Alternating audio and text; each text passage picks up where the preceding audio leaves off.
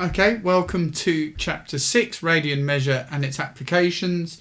And on the screen in front of you, just pause it very quickly and have a quick read about what it is we're going to be doing. It's also, of course, available in your textbook. Apologies if you hear any sighing noises, that's the dog, who I don't seem to be able to get out of the room. So, anyway, he shouldn't interrupt us. He's as interested as you are, I'm sure. So, radians. Well, ultimately, radians is purely a way of measuring turn.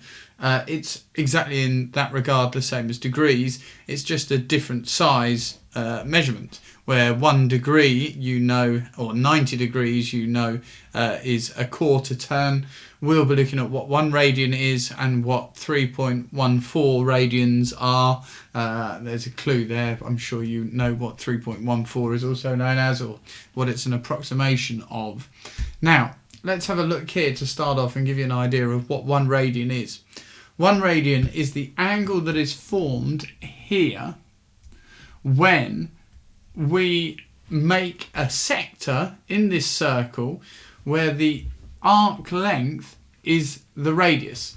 So we have the radius here, we have the radius here. If we deliberately make this angle a size so that this distance is also the radius, then the angle that's formed at the centre there is 1 radian. And that can be written in 2 different ways. It's either written as 1 rad, not to be confused with 1 rad in Fallout 4. That's a very different type of rad. Or the other way we write it is with a little c, like a sort of half a degree symbol almost. But it's not. It's 1 radian. Now, let's keep it going. And just to have a quick look here, it says a radian is the angle subtended at the centre of a circle by an arc whose length is equal to that of the radius of the circle, which is what we were just talking about.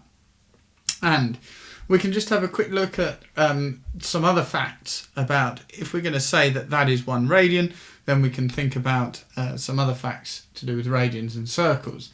So, first of all, the circumference of a circle, you know, is 2 pi r.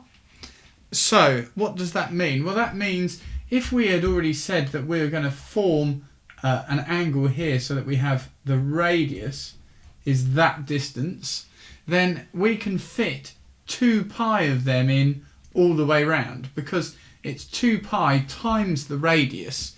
So naturally, if we want to know how many times we can fit this radius in, then it will be the radius times 2 pi will be the circumference. So we can therefore say that we can fit 2 pi radians into the circumference. Now, also, as the circumference subtends an angle of 360 degrees at the centre, well, what does that mean? Well, if we were to make a distance on the outside of the circle here, then in order to work out what that length is, we would take the whole circumference and times it by 180. Or we would halve it, of course, because it's 180 out of the 360 degrees. Well, what we're doing here is we're saying that actually we're not going to cut any portion. We're going to say that we're dealing with the whole of that section around the middle. So that's this subtends an angle of 360 degrees. And we've already said that we can fit 2 pi radians in all the way round. So therefore, we have, as it says here, 2 pi radians equals 360 degrees. Okay, radians, degrees. Now we can do some other bits here. We can say, okay, well, if we divide both sides by 2, we get pi radians is 180 degrees. Okay, so 3.14, or as an approximation to pi, is 180 degrees. 3.14 radians, I should say. And actually, if we then divide both sides by pi, then we get pi over pi radians is 180 over pi degrees, which actually we could say therefore 1 radian, of course, because pi divided by pi is 1, is 180 over pi degrees. Put the wrong symbol in, let's go back. 1 radian will be 180 over pi degrees. Okay, so that's quite important, and actually we can work that out, of course. If you do on your calculator type in 180 divided by pi, you work out that an approximate value for 1 radian is 57.295 degrees. And of course that carries on forever. So that's what the sort of like the equivalent of 1 radian to degrees is. And to start with, when you're working through this, you will spend the vast majority of your time thinking about the question initially in degrees and then sort of trying to solve it and then converting to radians. Once you've done C2 and when you're working through C3 and C4, you will start to actually think of things in terms of radians. So instead of having that natural instinct of that is 90 degrees, you'll be thinking that's pi over 2 radians. So let's have a look at the first couple of examples before you work through the first exercise. And first of all, it says convert the following angles into degrees. Well, we've got 7 pi over 8 to begin with. 7 pi over 8 radians. Well, what we already know is that pi radians is 180 degrees. So to work out 7 pi, we've got 7/8 of that, if you like.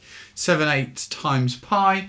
So 7/8 times 180 will give us the angle in degrees. And 7/8 times 180, if I rapidly try and do that on my calculator,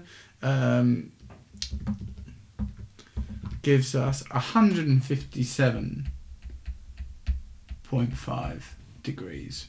Okay. Remember, of course, pi radians is 180 degrees, so we're looking for it to be lower than that, but not, not a huge amount lower than that. So you will be doing that in your mind to start with, that sort of just that quick check, and then we can go on to B.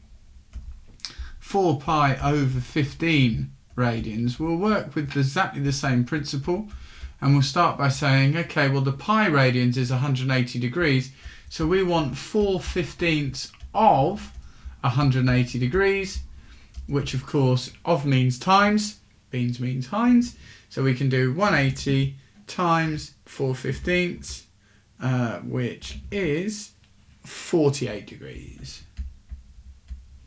Okay. So it's relatively easy. We're given the radians in terms of pi. We then just need to convert them into degrees by sort of ultimately, I suppose, we're just substituting that pi for 180 degrees. Okay, and moving on to example 2, we're then converting the following angles into radians. Well, okay, 150 degrees, if we start with part A, 150 degrees, well, if we sort of think of that as being doing the opposite now, trying to work out what fraction of 180 degrees 150 degrees is, because we know 180 degrees equals pi radians. Okay, let's just put that up there and leave that.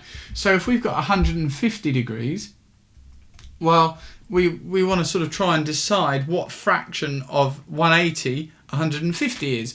So okay, the easiest way I would say is to say that's 150 out of 180, which of course we can do some cancelling. 15 over 18 is going to be 5/6. So we've got 5/6 of 180, so that's 5/6 of pi, and it's 5/6 pi radians. And actually it might be nicer to write that as 5 pi over 6 radians. I think is certainly a slightly better way of doing it to start with. Okay, so let's have a look at another one of them. 110 degrees. So we'll do the same thing. We'll start by saying 110 degrees. So that's 110 out of 180. Remember, this 180 on the bottom is pi radians. So 110 over 180 is 11 over 18.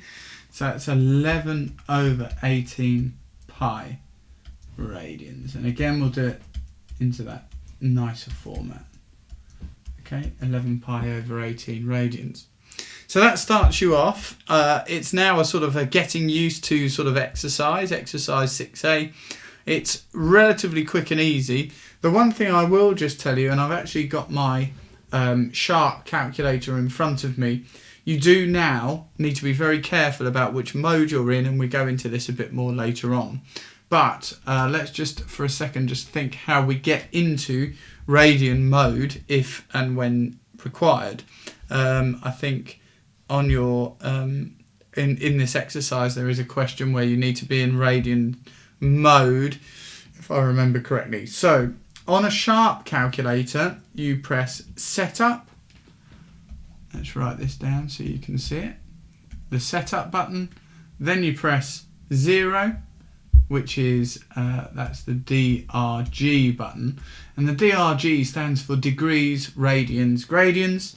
So we press 0, and then it gives us the 3 options, and we now, well, depending, we may need to flick back into degree mode. To start with, we want to be in radians, so we press 1, which is the rad option. Okay, so if you do need to go into the radian mode, that's how you do it. Or if you need to flick back into degrees accordingly. Anyway, that's enough to get started. Have a look at the first exercise, and of course any issues, do let me know. Good luck!